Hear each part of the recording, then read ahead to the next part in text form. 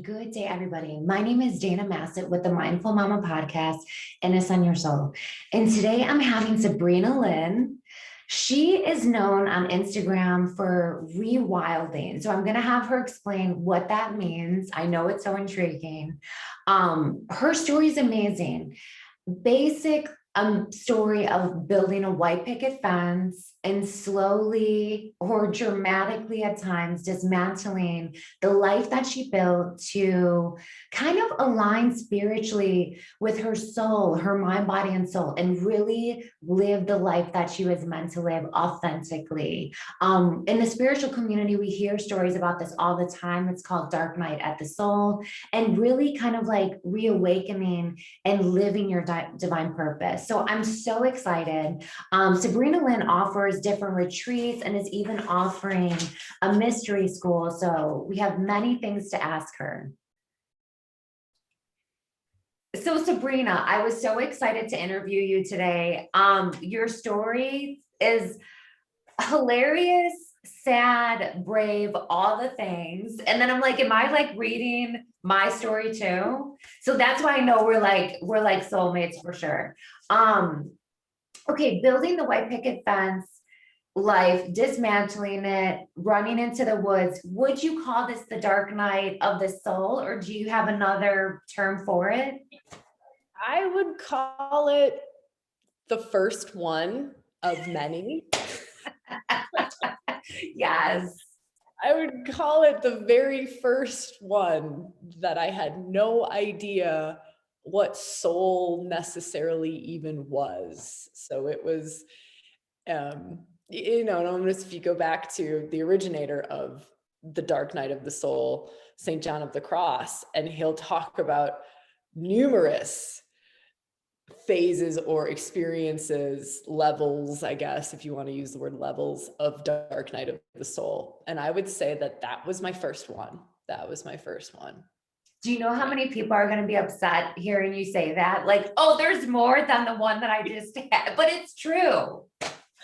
Yeah, and it depends on your path and depends on how far you walk your path. And if it is a really deep, soulful path and a continuation of evolving and becoming more and more conscious, like you're going to go through a lot of them.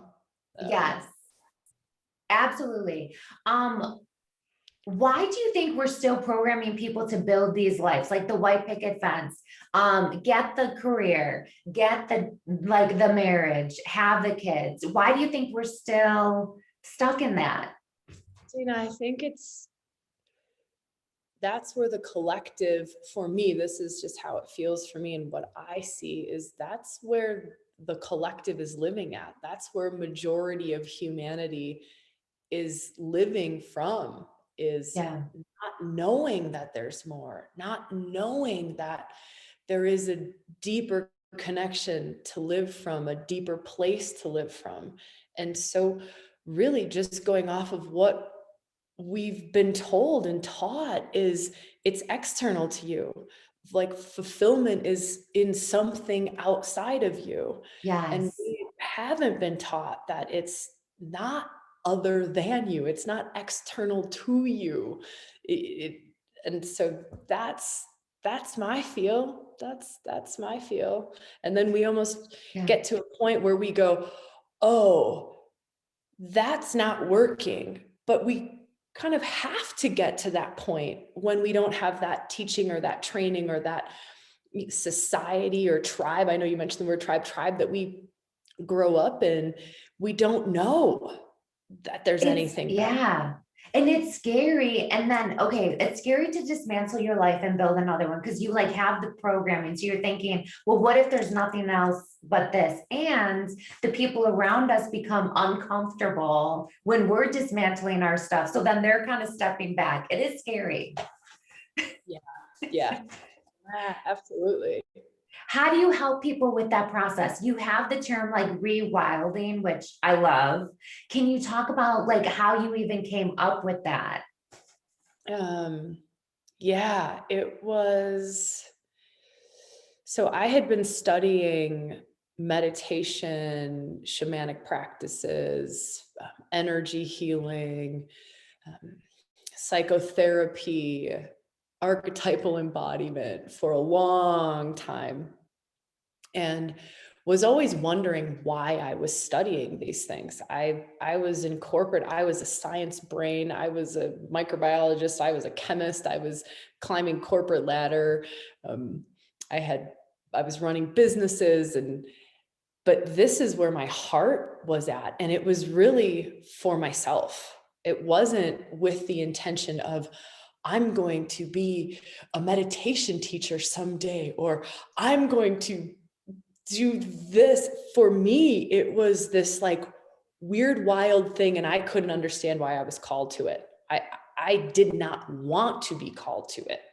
So that was a huge fight in myself of, around that. That was more dark nights of the soul, was just fighting what I was really, really deeply, truly called to.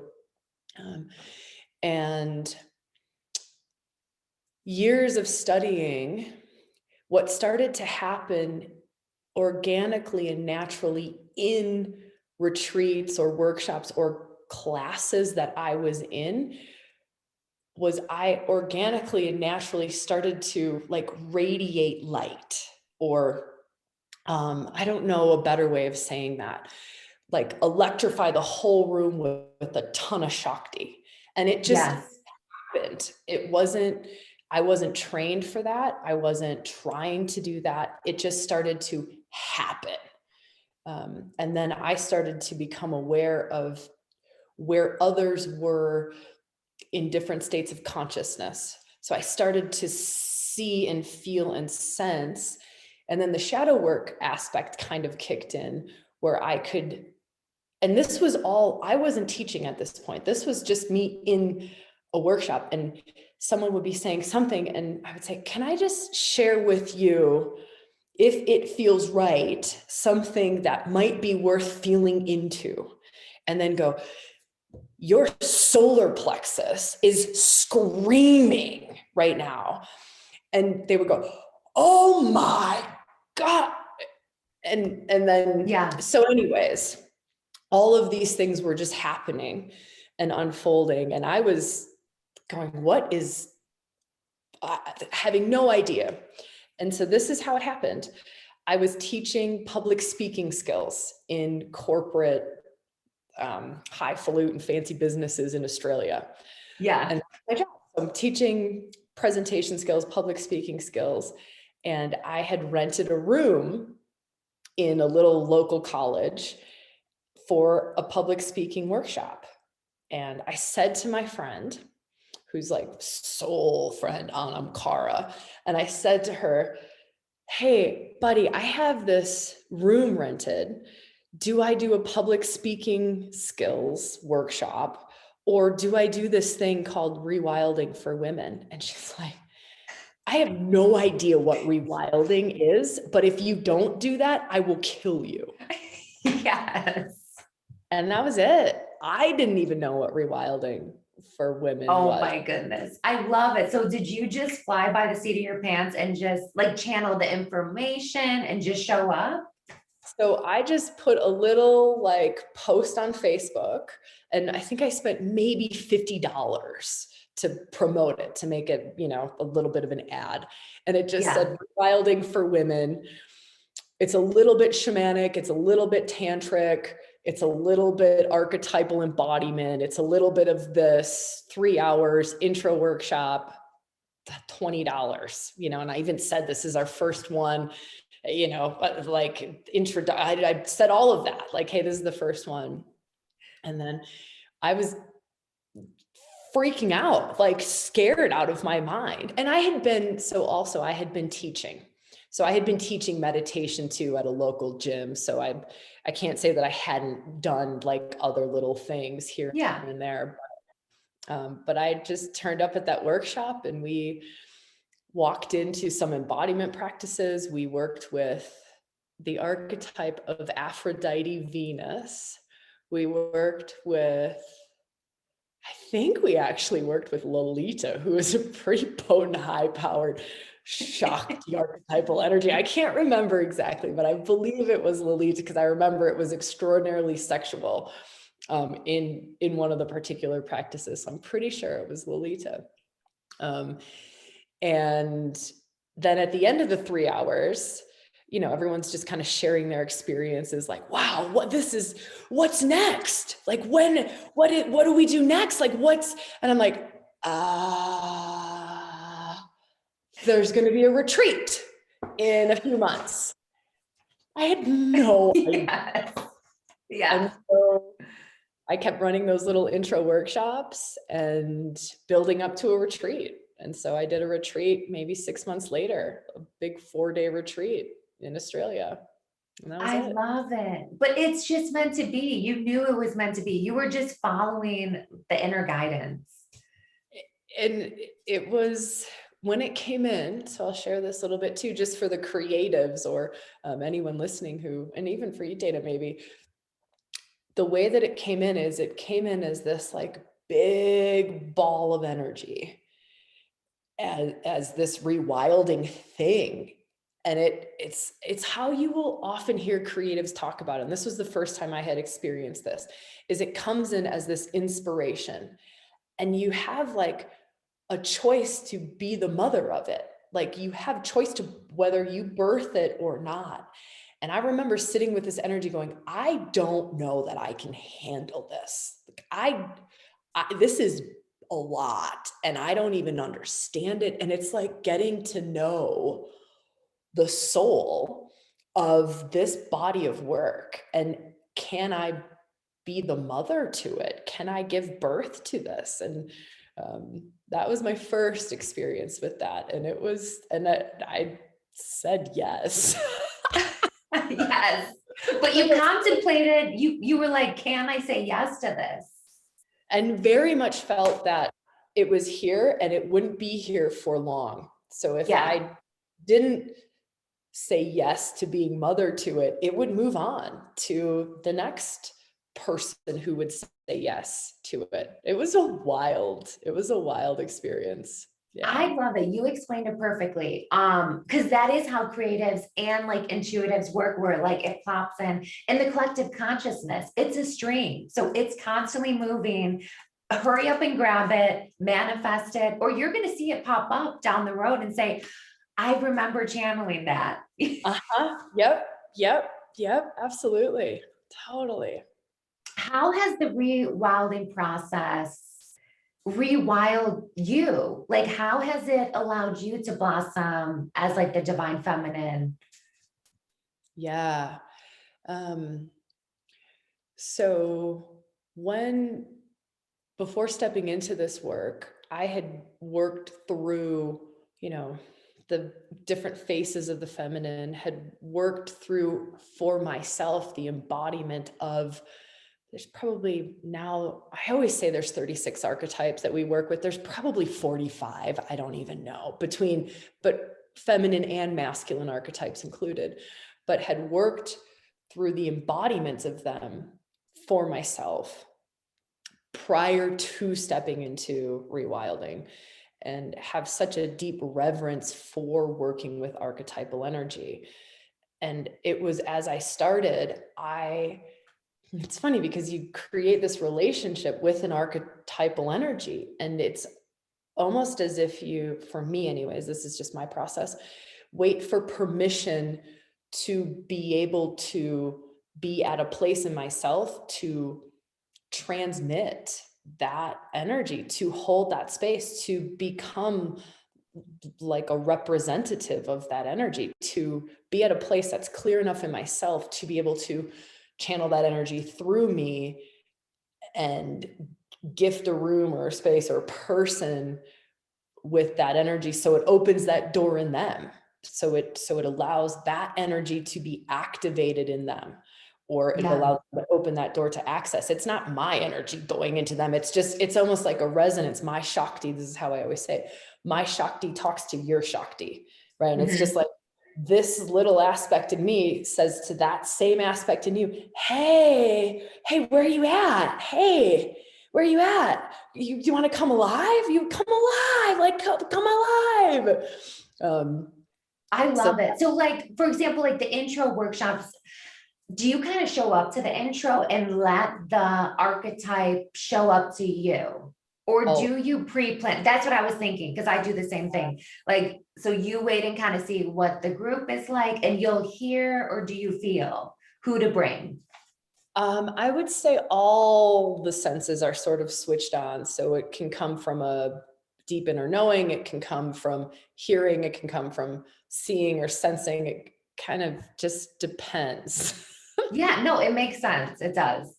Yeah, but it's very much, and now I create even more free flow where before I would have more of a container, like it would be turning up to facilitate a workshop and I would know in advance, okay, we're going to work with Hecate, we're going to work with Lilith, and we're going to work with Aphrodite. Yeah.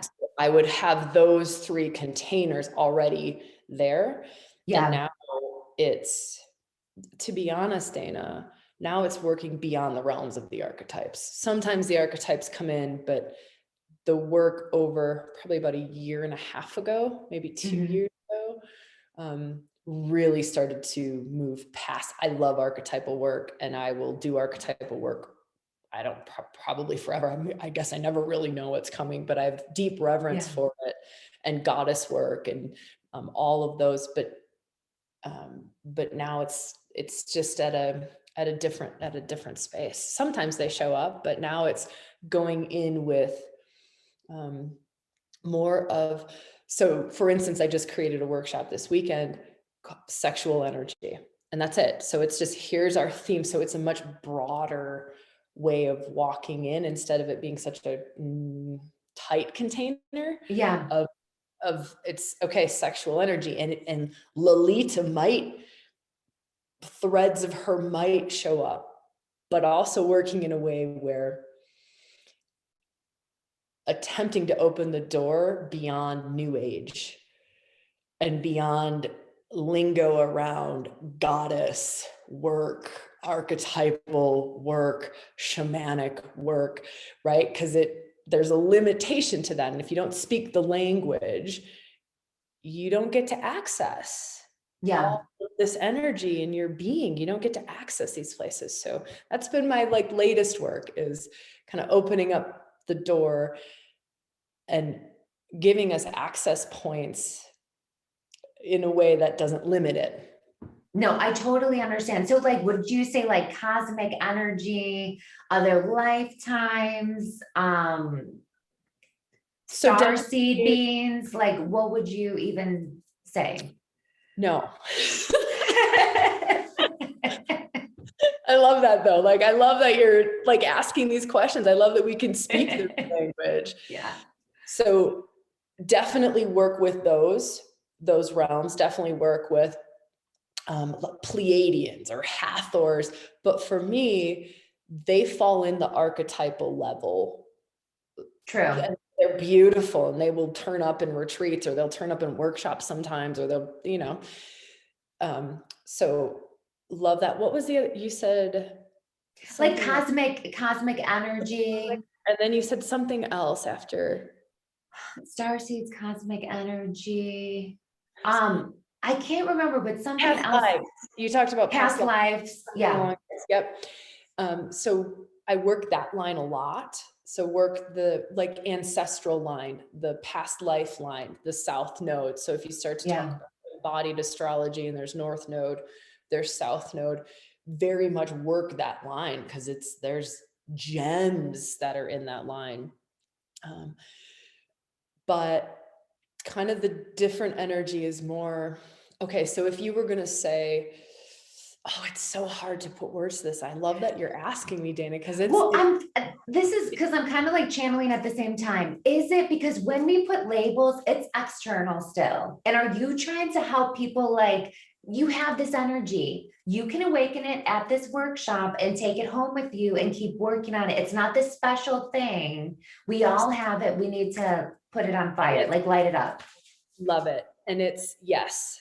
And so I work quite a bit with divine masculine and divine feminine and the sacred Yeah. union.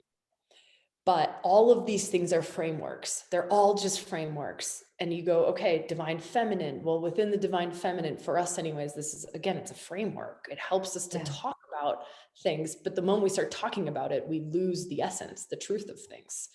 But if you say, okay, divine feminine, I want to do some divine feminine practices, divine feminine reclamation, all of those different things, you go, okay, the faces, the different faces of the divine feminine, you work with medicine woman face, or you work with dark goddess face, or you work with the face of the lover or the face of the mother.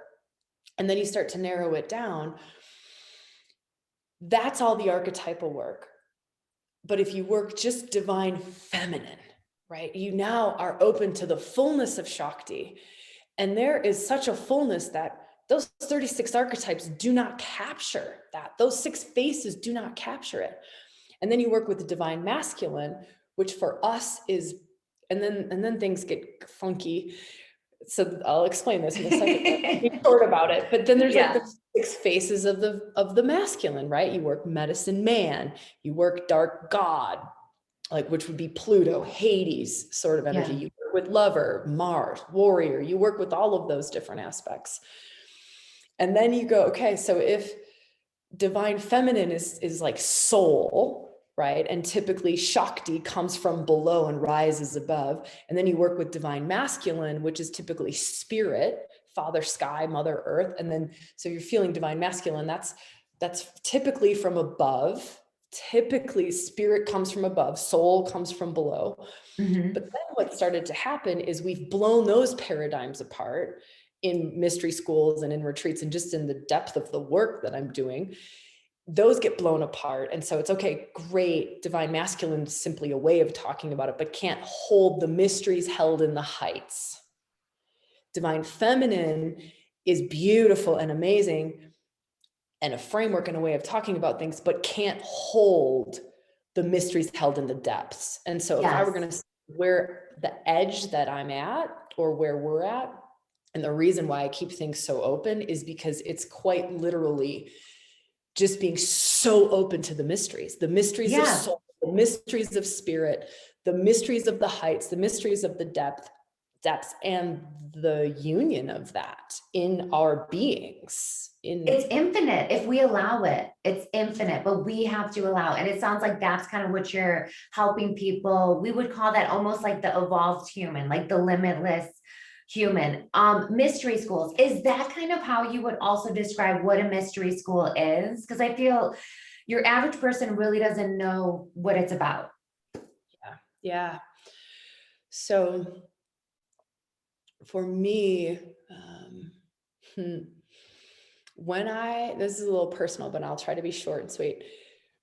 When I started studying different modalities, there wasn't a place that I could go to really let loose, right? It was like I was being trained in a modality to be an energy healer, but I'm not that. I'm not just that. I was being trained in shamanic practices to be a shamanic practitioner, and I'm not that.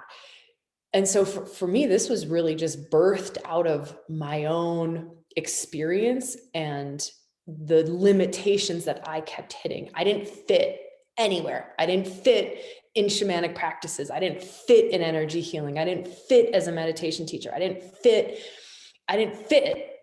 And to me, mystery school is this kind of what we were talking about, this very open space where we get to explore without limits the mysteries within self, the deep soul mysteries, the esoteric mysteries. You know, some women will come out of mystery school and they are hands-on healers.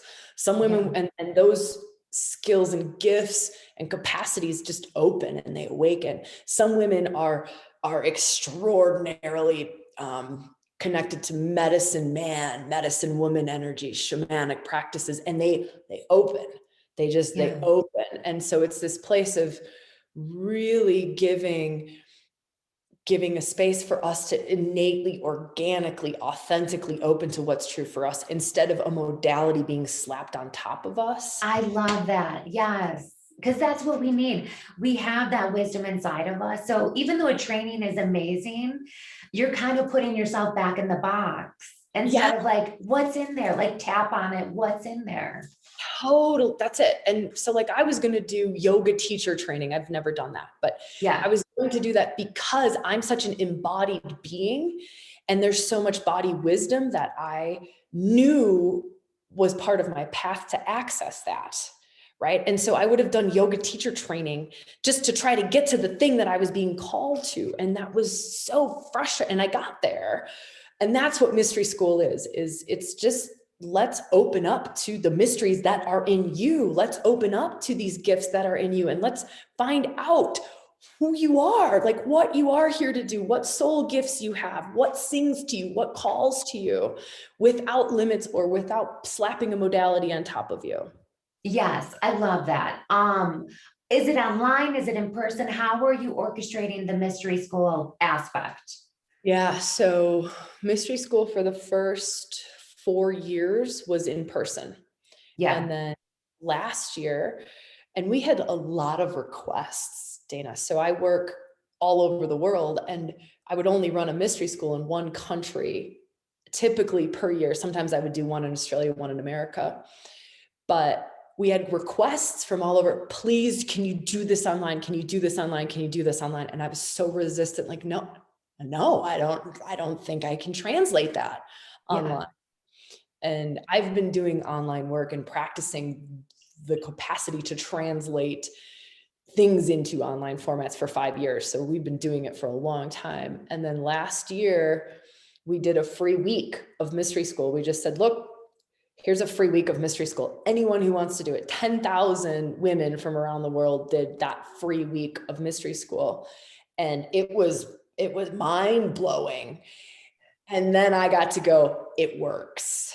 It works. Yes. Here, if you want to continue and if the online format works for you, here's the next 11 weeks. And so we did 12 weeks of mystery school online last year. I And love it. it was I love beautiful. it. Yeah. And it was all thanks to COVID, right? You know, it was, otherwise I would not have pushed into that territory. There's no way. Yeah, There's no way. I can totally resonate. Like with COVID, with the slowdown, even though I was like super busy, I was like, okay, I'm getting the book done. I'm not going to get sucked into the fear, into this thing like, okay, the book's done. So it can be like a blessing to help us work on the things we want to work on.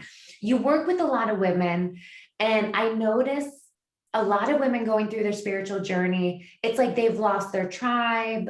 Their friends don't resonate with them. How do you help women with that? Because it's so important to women to have that community. Absolutely. And that's a tough one.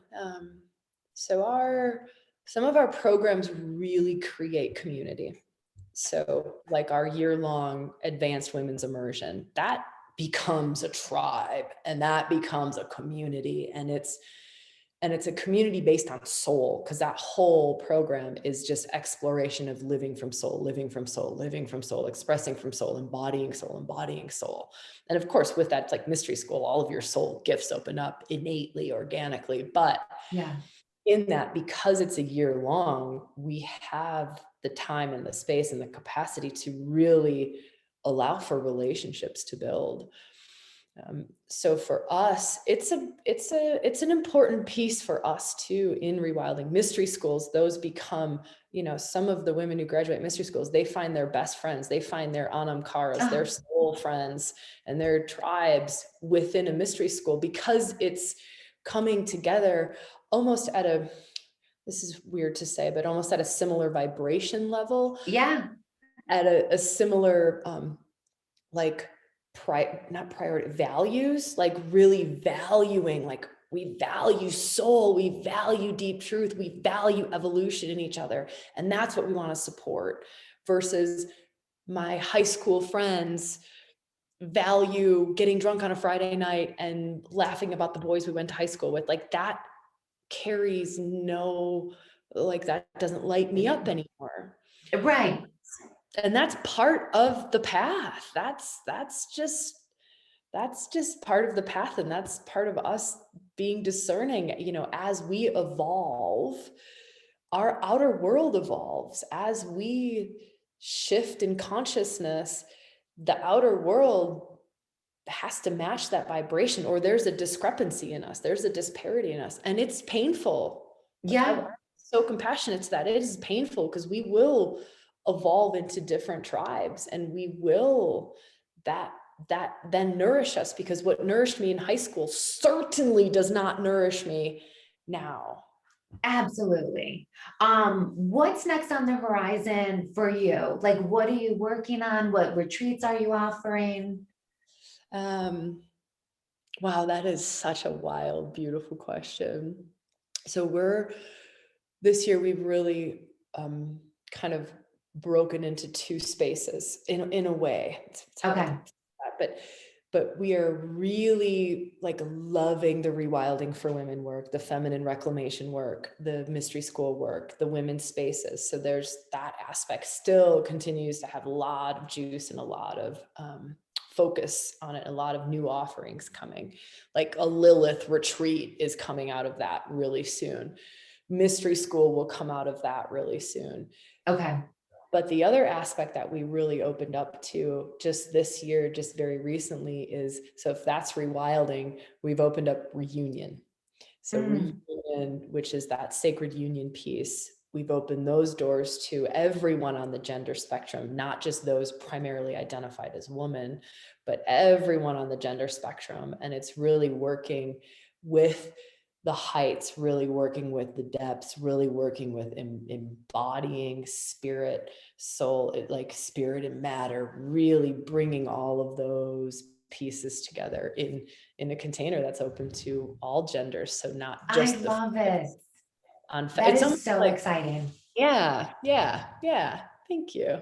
That's awesome. It was so good chatting with you today. I could seriously chat with you all day. You're so exciting to talk to.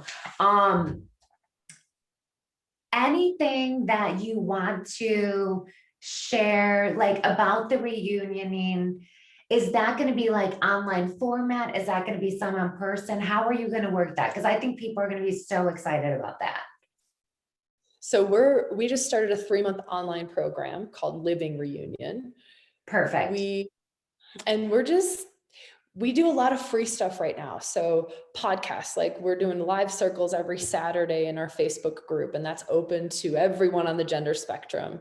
That's a lot. Like the Awesome. weekends will be around sexual energy. So we're talking about the cultivation of sexual energy, the raw, pure essence of sexual energy, and kind of coming to healthy relationships. So we're doing a lot of that right now. And to be honest, Dana, we're just feeling into where are things moving. You know, is it where are we being called? Are we being called to start to open up in-person stuff already? Because Yeah, we're itching, we're antsy. Like the team and I, I'm sure. we're like, and our community is antsy. Our community is like, when is there going to be a retreat? We now have so I'm in the retreat center. We now have a ReWilding retreat center. We've never run a retreat here. So our community is like, hey, when are in-persons coming? So we're just kind of feeling into, and we'll continue to do both. So that we can serve our community, those who can't make it to in-persons or who prefer online. Like there are a lot of Absolutely. individuals who prefer the privacy of their own space versus working in group space. So we'll continue to do Absolutely. both going forward. No, I love how you're kind of going with the flow, seeing what happens, but you're offering both, gearing up to offering both. This was so lovely. I'm so excited that we got a chance to connect and talk. And I'm definitely going to be staying tuned to see what you're doing and sharing it with the world too for you. Yeah, Dana, I just wish you all the best with your book and the work that you're doing in the world. Like it's Thank just you so much. beautiful. So thank you Thank so you. much. Awesome. And I'm sure we'll connect soon.